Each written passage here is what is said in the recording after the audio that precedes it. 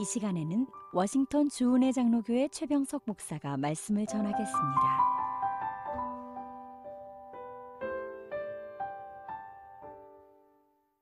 이 거룩한 주일 아침에 하나님께서 우리에게 허락하신 말씀은 시편 88편 1절에서 18절 말씀입니다.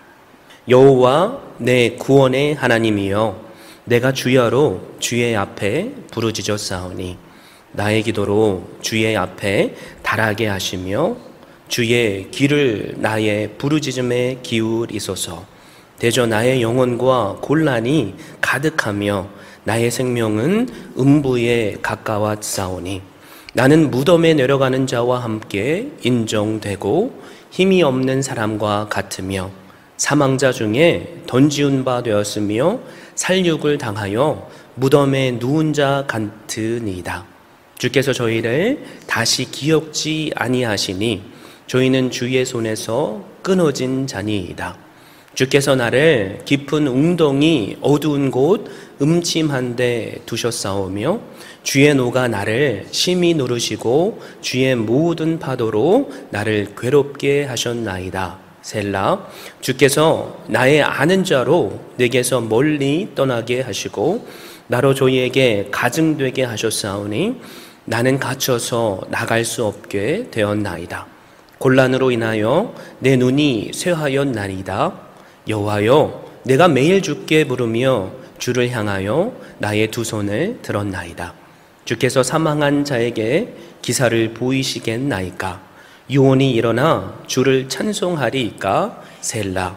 주의 인자하심을 무덤에서 주의 성실하심을 멸망 중에서 선포할 수 있으리이까? 흑암 중에서 주의 기사와 이즘의 땅에서 주의 일을 알 수 있으리이까? 여호와여, 오직 주께 내가 부르짖었사오니 아침에 나의 기도가 주의 앞에 달하리이다. 여호와여, 어찌하여 나의 영혼을 버리시며 어찌하여 주의 얼굴을 내게 숨기시나이까?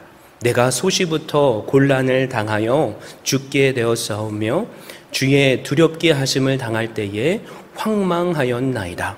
주의 진노가 내게 넘치고 주의 두렵게 하심이 나를 끊었나이다. 이런 일이 물같이 종일 나를 애우며 함께 나를 둘렀나이다. 주께서 나의 사랑하는 자와 친구를 내게서 멀리 떠나게 하시며 나의 아는 자를 흑암에 두셨나이다. 아멘. 주신 말씀을 통해서 어찌하여 라는 제목으로 말씀을 증거하고자 합니다. 얼마 전입니다. 11살 때 성추행을 당하고 14살 때 성폭행을 겪은 노아 포토반이라는 17살밖에 안 된 네덜란드 소녀가 육체와 영혼이 찢겨지는 고통에 관해서 이기거나 배우거나 라는 자서전을 써서 출판했다는 기사를 읽었습니다. 난 숨을 쉬고 있지만 살아있는 것이 아니다. 나 자신이 살아있다고 느껴본 적이 없다.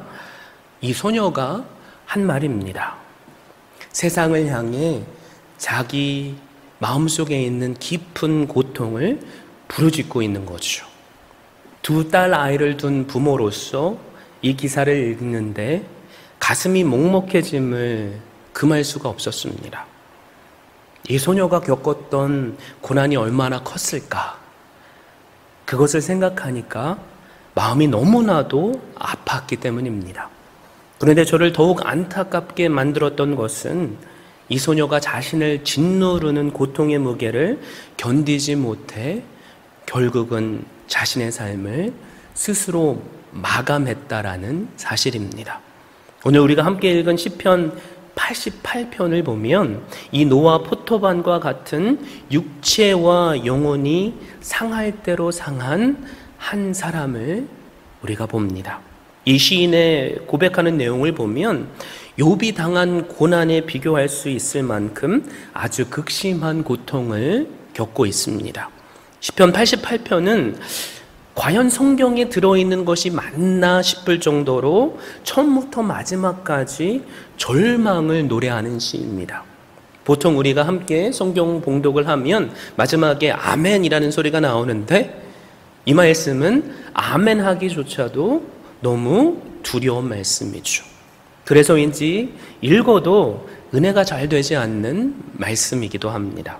시편의 다른 시들을 보면 하나님의 구원을 믿고 기다리는 내용도 나오고 시인을 괴롭히는 자들을 하나님께서 심판하시기를 간구하기도 합니다.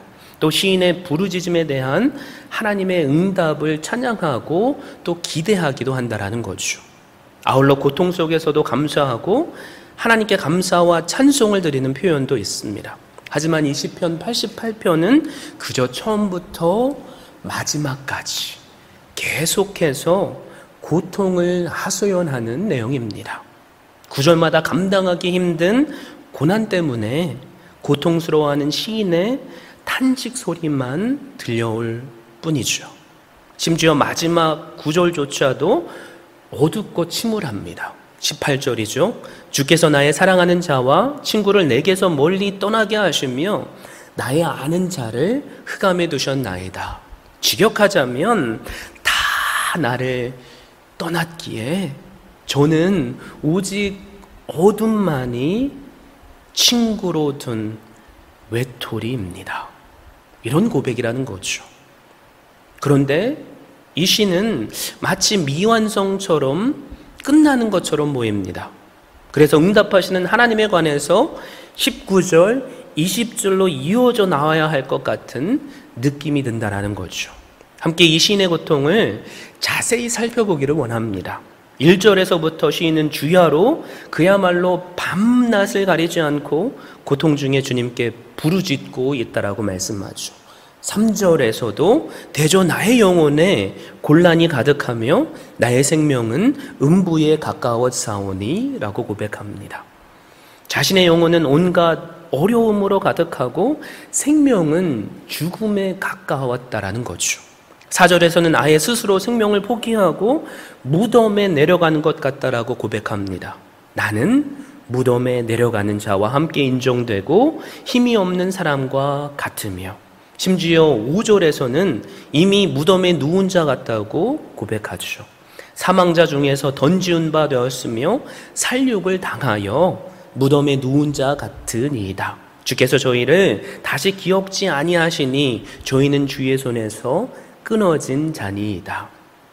그러다 보니까 시인은 자기가 하나님의 기억에서조차 잊혀지고 하나님의 손에서조차도 끊어졌다고 고백합니다.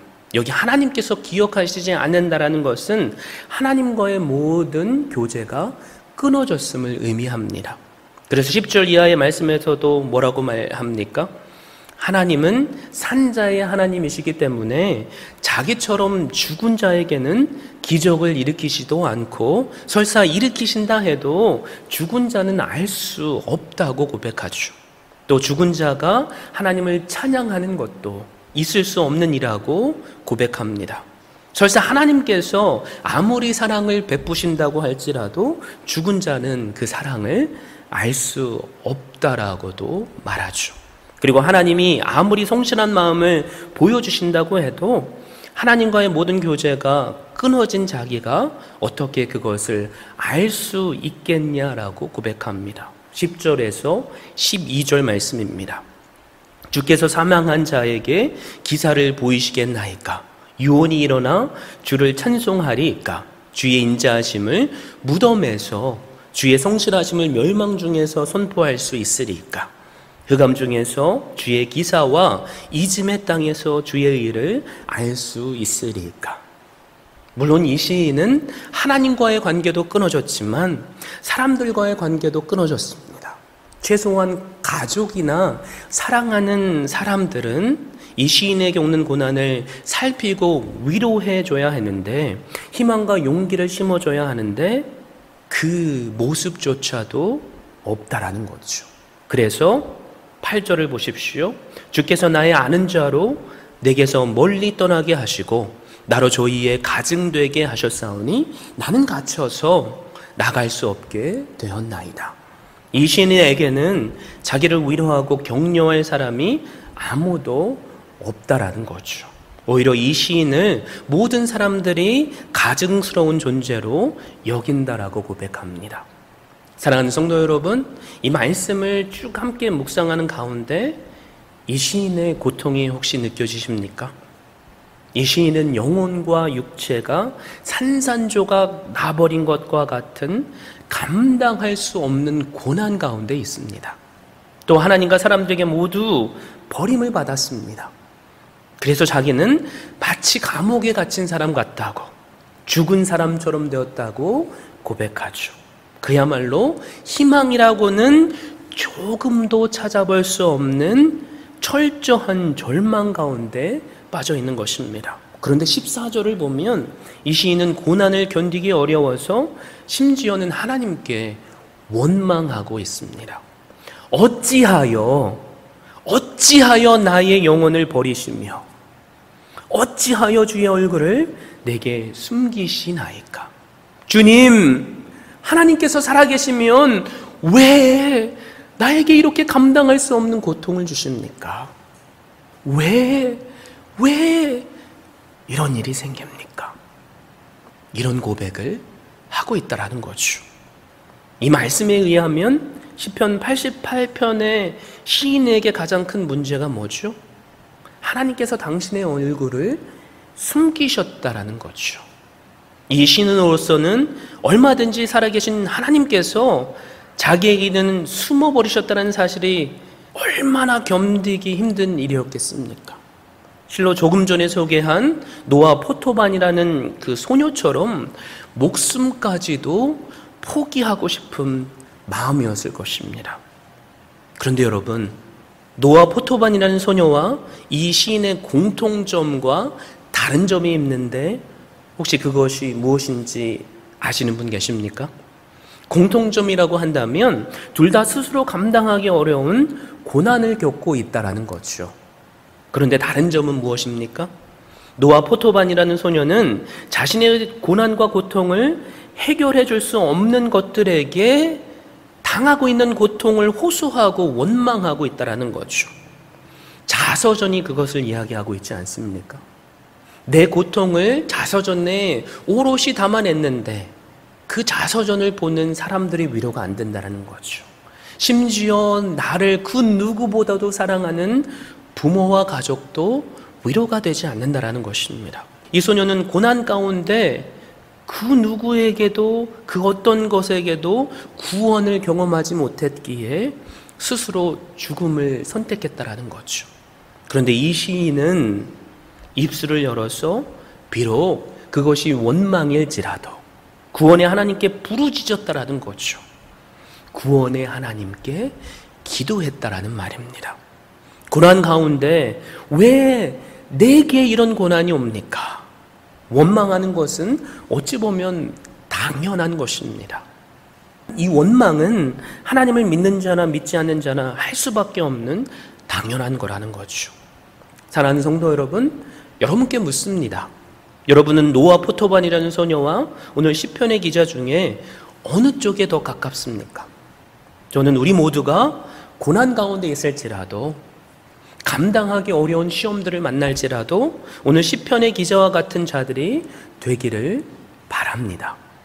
사랑하는 성도 여러분, 그런데 아무나 하나님께 부르실 수 있는 것이 아니라는 거죠. 오직 하나님을 믿는 자들만이 하나님께 부르짖을 수 있습니다. 그랬기 때문에 노아 포토반이라는 소녀에 대한 기사를 읽을 때 제 마음을 아프게 했던 결정적인 이유가, 만약에 이 소녀가 하나님을 만났다면, 예수 그리스도의 십자가를 온전히 깨달았다면 고난의 순간에조차 다른 어떤 사람들이 아니라 하나님께 부르짖을 수 있었을 텐데라는 생각 때문이었습니다. 사랑하는 성도 여러분, 여러분은 하나님을 믿으십니까?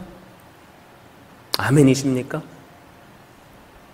주님은 우리의 모든 고난을 대신 지셨습니다.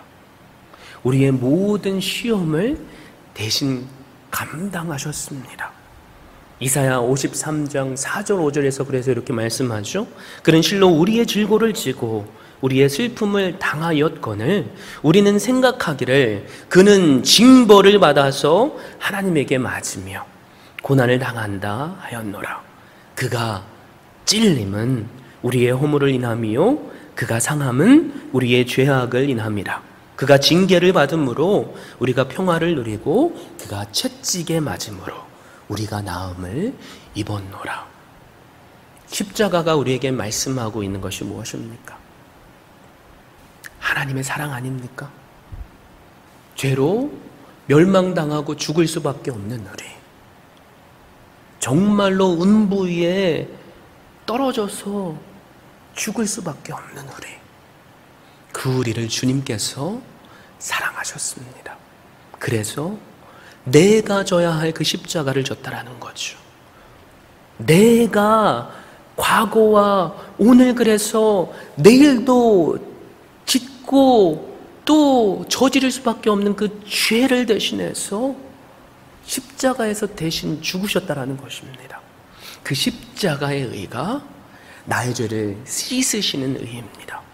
그래서 우리가 예수 그리스도를 믿으면 나의 죄 씻음을 받죠.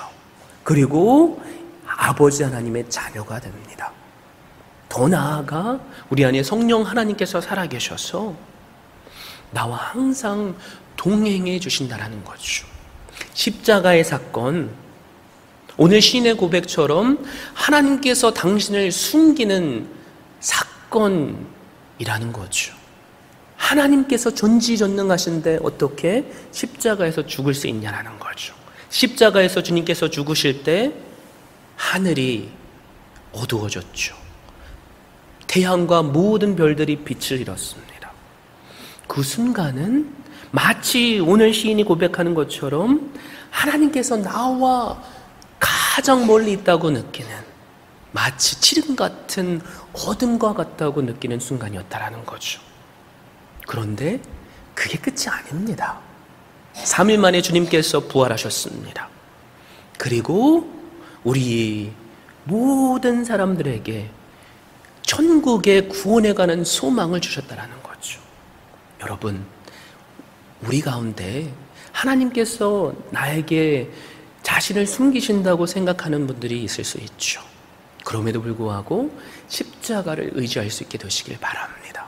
그리고 부활하신 예수 그리스도를 소망할 수 있게 되시길 바랍니다. 다시 한번 묻습니다. 예수 그리스도가 여러분의 주인 되십니까? 아멘이십니까? 그렇다면 부르짖으십시오. 왜 어찌하여 나에게 이런 고난이 옵니까? 이렇게 부르짖어도 괜찮습니다. 그러나 외쳐도 응답할 수 없고 해결해 줄 수 없는 그 어떤 것을 향해서 부르짖지 마시고 지금도 살아계셔서 우리의 신음에 응답하시는, 비록 더디게 보일지라도 나를 그 누구보다도 사랑하시는 아버지 하나님께 부르짖을 수 있게 되시길 바랍니다. 이것이 고난 가운데 있게 될 우리에게 주시는 오늘 하나님의 말씀의 핵심 메시지입니다. 어찌하여 주의 얼굴을 숨기시나이까 하는 말은 원망이지만 그 내면에는 어서속히 하나님께서 나타나시기를 바라는 시인의 간절한 소망이 담겨져 있습니다. 죽은 자같이 되고만 자기로서는 하나님께서 다시 나타나시는 것이야말로 마지막으로 남은 유일한 소망이기 때문입니다. 실제로 오늘 말씀을 보면 시인은 극심한 고통 속에서도 이 소망을 간구하는 것만은 놓치지 않고 있습니다. 1절을 보면 주야로 간구한다라고 하죠. 여호와 내 구원의 하나님이여, 내가 주야로 주의 앞에 부르짖었사오니. 9절에서는 날마다 간구한다고 고백합니다. 여호와여, 내가 매일 주께 부르며 주를 향하여 나의 두 손을 들었나이다. 내가 매일 두 손을 들었다라는 표현은 만세를 불렀다는 것이 아니라 전적으로 내가 가진 모든 문제들을 주님께 맡겼다라는 거죠. 13절에서는 아침마다 간구했습니다. 여호와여, 오직 주께 내가 부르짖었사오니 아침에 나의 기도가 주의 앞에 달하리이다. 여러분, 아침 시간이 이만큼 중요합니다. 주님도 이 땅에 계실 때에 이른 새벽에 산이냐 광야로 가셔서 아버지 하나님께 기도했죠. 하루의 첫 시간인 새벽이 너무나도 중요합니다. 새벽은 기적의 시간이기 때문입니다. 또 은혜의 시간이기 때문입니다. 여러분, 만나도 이른 아침에 우리에게 내렸죠. 홍해도 새벽에 갈라졌습니다. 여리고도 다 새벽에 무너졌다라는 거죠. 우리가 우리의 새벽을 하나님께 온전히 드릴 수만 있다면 그것은 우리의 하루를 다 드리는 것이 되기에 아침마다 하나님께 기도하는 것이 이만큼 중요하다는 거죠. 여러분, 아침마다 주님의 교회에 와서 예배 드릴 수 있게 되기를 바랍니다. 그러나 그럴 수 없는 상황이시라면 일어나셔서 있는 상황 속에서 하루를 시작하기 전에 주님께 기도함으로 시작할 수 있게 되시길 바랍니다. 그러면 나의 생각을 뛰어넘는 하나님의 평강이 나에게 주어줄 줄로 믿습니다. 절망의 순간조차 기도하는 하나님의 자녀에게는 생명의 소망이 있기 때문입니다. 그러기에 시인은 완전한 절망적인 상황 속에서도 기도하고 있죠. 우리는 지난주에 고난이라는 주제로 첫 번째 말씀, 특별히 야고보서 1장 1절에서 4절의 말씀을 들었죠. 그 말씀을 통해서 우리가 여러 가지 시험을 만나거든 기쁘게 여겨야 함을 들었습니다. 그리고 인내를 끝까지 이루어야 함을 들었습니다. 그럴 때 우리를 성숙해 하시는 놀라운 은혜가 임하게 됨을 깨닫게 되었습니다. 여러분, 그런데 감당하기 어려운 고난, 영혼의 칠흑 같은 어둠을 만났을 때 우리가 어떻게 기뻐할 수 있죠? 우리가 어떻게 끝까지 인내할 수 있습니까? 그 비결이 뭐냐면 바로 시편 88편의 시인의 고백처럼 하나님께 내 마음의 상태와 내 모든 상황을 아뢰며 부르짖는 것입니다. 기도하는 거죠. 말로 할 수 없으면 손이라도 드십시오. 손을 들 힘도 없다면 주님 앞에 엎드려 보십시오.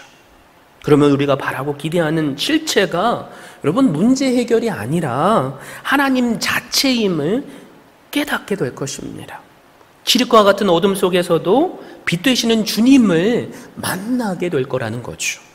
사실 이 신으로서는 자기에 닥친 극심한 고난을 물리치는 것이 가장 시급한 우선순위였을 것입니다. 그런데도 이 시인은 고난을 물리쳐 달라고 기도하지 않죠. 그 상황만 아랠 뿐 하나님께 온전히 모든 상황을 낱낱이 아뢰고만 있다라는 거죠. 죽은 자 같이 된 자기에게 주님께서 속히 나타나시기를, 하나님의 얼굴을 보여주시기를 기도하고 있다라는 거죠. 왜 이런 기도가 우리에게 필요합니까? 주님께서 나에게 임하시면, 하나님께서 당신의 얼굴을 나에게 보여주시면 우리는 어떤 힘든 고난도 이겨낼 수 있기 때문입니다. 이렇게 보면 그렇게 극심한 고난 중에도 이 시인은 하나님에 대한 믿음을 놓치지 않았다는 거죠.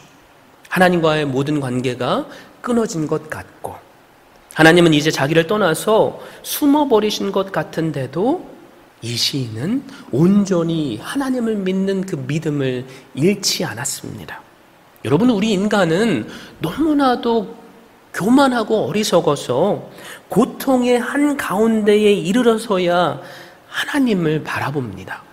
끊임없이 추락하다가 길을 잃고 더 이상 소망의 빛이 없는 어둠에 갇혀버릴 때에야 겨우 주님을 찾는다라는 거죠. 사방팔방이 막혔을 때 비로소 우리는 우리의 고개를 들어서 하늘의 하나님을 바라본다라는 것입니다. 빛 대신 주님은 어두운 밤일수록 뚜렷하게 우리에게 찾아오십니다. 여러분, 우리 인생의 낮 가운데는 빛을 잘 볼 수 없죠. 빛되는 주님이 우리와 항상 함께 하시는데도 우리는 그 주님을 느끼지 못한다라는 거죠. 모든 일이 잘 되고 부족한 것이 없을 때 이 세상이 우리는 마치 천국이라고 느끼기 때문입니다. 그러나 고난이 닥칠 때, 실패했을 때, 몸이 병들었을 때 주님이 우리와 아주 가까운 곳에 계심을 바로 그때가 깨달을 수 있는 기회입니다. 그제서야 주님의 말씀이 귀에 들어오기 시작하죠. 그리고 그제서야 우리가 주님께 전심으로 부르짖게 된다는 것입니다. 우리 가운데 칠흑과 같은 어둠의 고난을 겪고 계시는 분 계십니까? 성경이 기뻐하라니까 기뻐해야지, 참으라니까 그래 난 할 수 있어, 참아야지 다짐하는 것만으로 우리는 절대로 이 고난을 이겨낼 수 없습니다. 그러므로 주신 말씀을 의지해서 있는 그대로 설상 우리의 기도가 원망과 한탄이 될지라도 구원의 하나님께 믿음으로 부르짖게 되시기를 바랍니다. 기도하십시오. 여러분, 말씀을 맺기 전에 저는 시편 88편을 묵상하면서 왜 88편은 기도하고 부르짖으면 우리에게 임할 하나님의 응답과 은혜에 관해서 침묵하고 있는가, 이 질문에 대해서 고민을 떨쳐버릴 수 없었습니다. 여러분, 예를 들면 시편 43편은 1절에서 5절의 말씀입니다. 이 43편의 기자도 어찌하여 라고 하나님께 원망하는 기도를 시작한다는 거죠. 그런데 43편 5절을 보니까 이 시편의 기자는 이렇게 고백합니다. 내 영혼아, 내가 어찌하여 낭망하며 어찌하며 내 속에서 불안하여 하는고, 너는 하나님을 바라라. 나는 내 얼굴을 도우시는 내 하나님을 오히려 찬송하리로다. 여러분, 이 약속의 말씀이 시편 88편 바로 19절의 말씀으로 있었다면, 저는 오늘 여러분께 시편 88편을 쓴 시인이 어찌하여, 왜라고 하나님께 원망했지만 하나님께서 동일하게 어찌하여 내가 낭망하고 불안해하느냐, 오직 하나님을 바라면 하나님께서 당신의 얼굴을 보이시고 도와주실 것이라고 담대하게 선포하고 말씀을 은혜롭게 맺을 수 있었을 거라는 거죠. 그런데 제가 나를 흑암에 두셨나이다 라고 고백하며 아직 마무리되지 않은 것처럼 느껴지는 시편 88편을 묵상하면 할수록 하나님께서 저에게 명확하게 깨닫게 하시는 말씀이 있었습니다. 하나님께서 우리로 하여금 고난의 순간 속에서 매일 손을 들고 아침을 깨우고 하나님께 부르짖고 기도한다면, 그제서야 하나님께서 우리가 직접 삶으로 하나님의 응답하심과 은혜를 경험하게 하시면서 우리를 통해서 시편 88편 18절에 이어지는 19절의 말씀을, 20절의 말씀을 우리의 입술로 고백하며 채우기를 원하신다라는 거죠.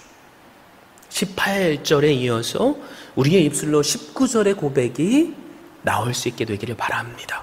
그 고백이 우리의 삶의 간증이 될 수 있기를 바랍니다. 저에게 바람이 있다면 감당하기 어려운 고난의 순간들 속에서도 빛 되시는 주님께 기도하셔서 문제 해결이 아니라 빛 되시는 주님을 만나시고, 또한 우리의 입술로 88편 18절 뒤를 잇는 간증들이 고백되어지기를 주님의 이름으로 축원드립니다. 지금까지 워싱턴 주은혜 장로교회 최병석 목사였습니다. 주은혜 교회는 오직 하나님만을 높이고 말씀만이 선포되며 제자를 세워 세상을 변화시키는 교회입니다. 이를 위해 첫째, 하나님만을 예배하는 교회; 둘째, 가정을 세우는 교회; 셋째, 다음 세대를 깨우는 교회; 넷째, 세계 선교에 헌신하는 교회; 다섯째, 제자 삼는 교회. 이상 5가지의 핵심 가치를 두고 섬기고 있습니다.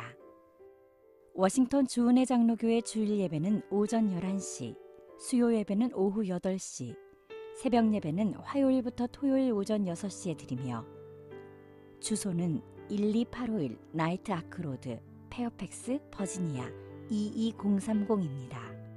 여러분을 예배의 자리로 초청합니다.